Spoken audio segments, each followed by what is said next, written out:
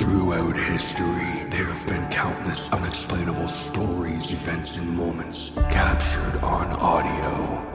These horrifying tapes were archived, never to be heard again. Until now. These are the tapes of trepidation.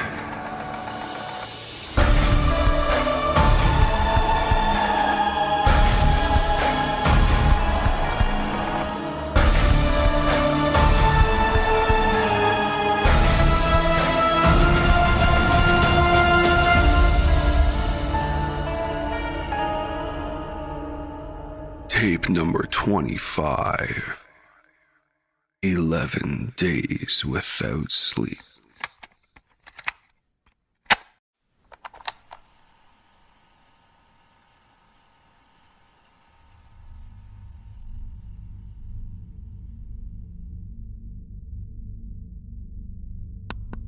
Day 1.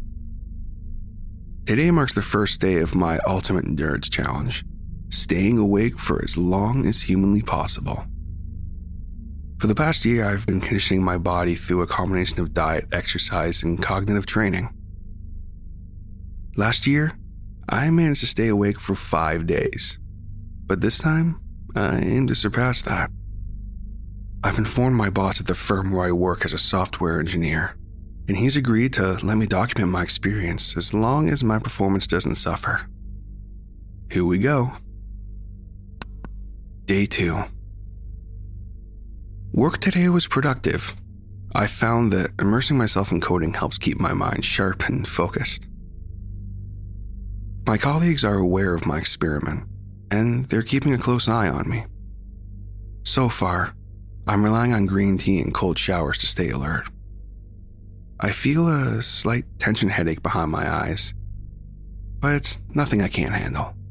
Tonight, I'll review some new project specifications to keep my mind active. Day 3.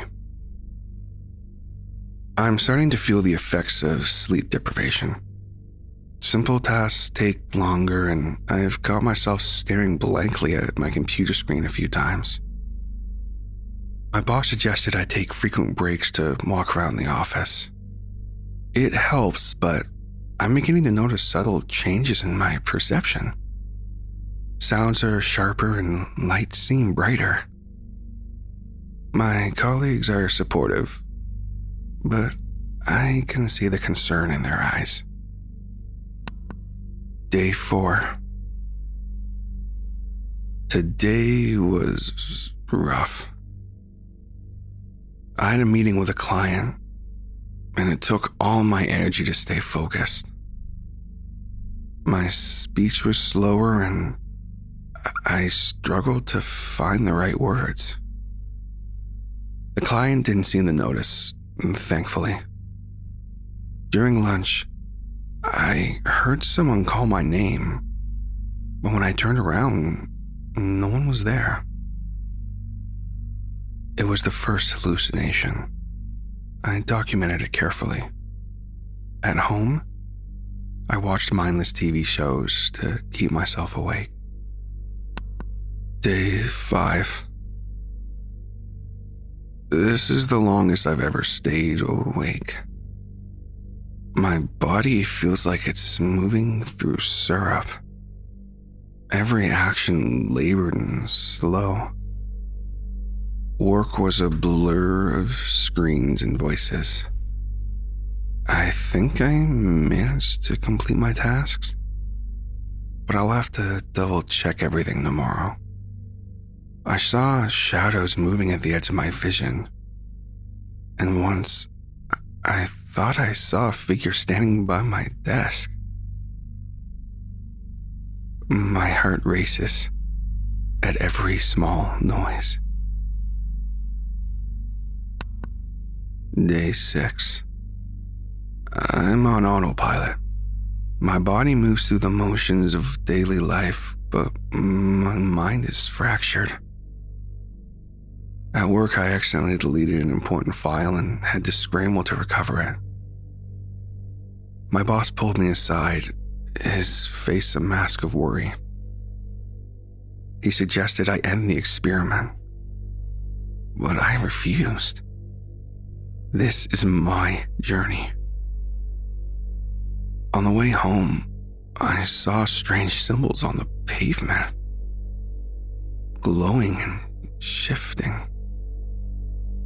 I knew they weren't real, but it was hard to look away. Day 7. Today I didn't go to work. I couldn't. I woke up, if you can call it that, on my living room floor, surrounded by torn papers and overturned furniture.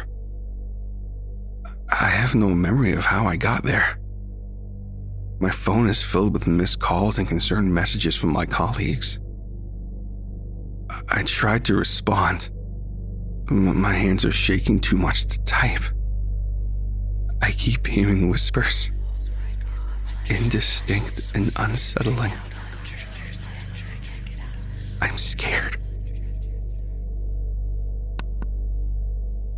Day 8.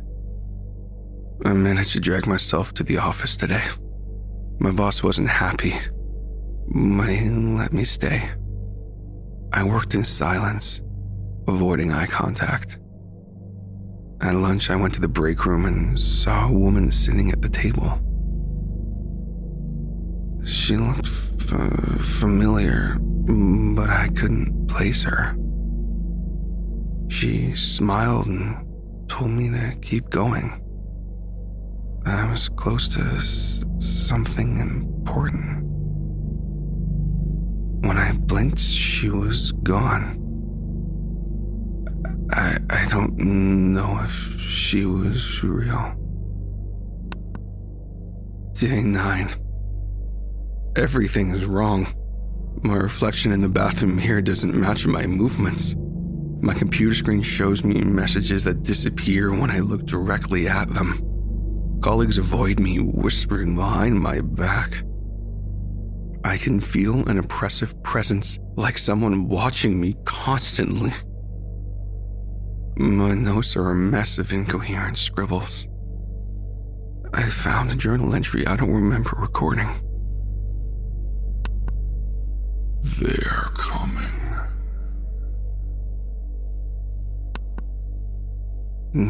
Day 10. I can't go on much longer. My body's shutting down. At work, I heard someone calling my name repeatedly when no one was there.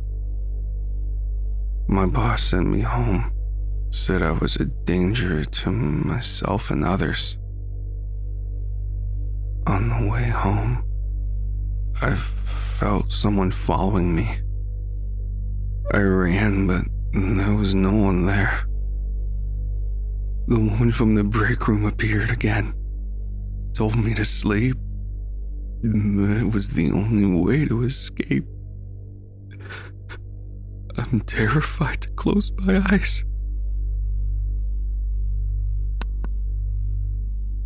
Day 11. I don't know if this is my final entry.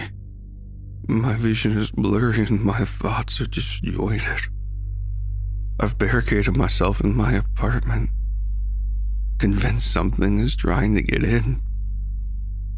The whispers are constant now. A chorus of voices urging me to sleep. I can't tell what's real anymore. The woman appeared one last time, her face full of sorrow. She told me it was over. As I record this, I feel myself slipping away. If anyone finds this, know that I tried. But the human mind has its limits. In the end, I succumbed to the inevitable. My body and mind can no longer withstand the relentless assault of sleeplessness. As I drift into unconsciousness, I wonder if I'll ever wake up. This journey has taken me to the brink of madness, and I hope this serves as a warning. There are some limits to human endurance, and some boundaries should not be crossed.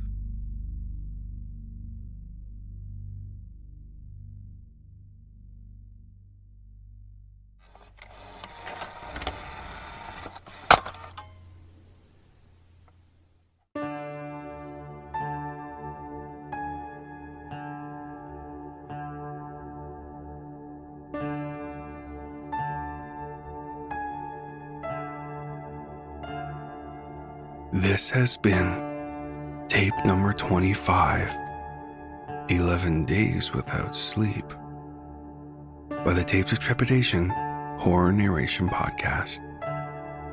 11 Days Without Sleep was written by Reddit user 7reedy_ and was originally posted on the No Sleep subreddit. Narrated with permission from the author. Music for this episode was provided by CO.AG, with a link to their YouTube channel in the show notes. Narration, production, and sound design for this episode was by TJ Hodder. The Tapes of Trepidation theme was written by the incredible J.M. Scherf.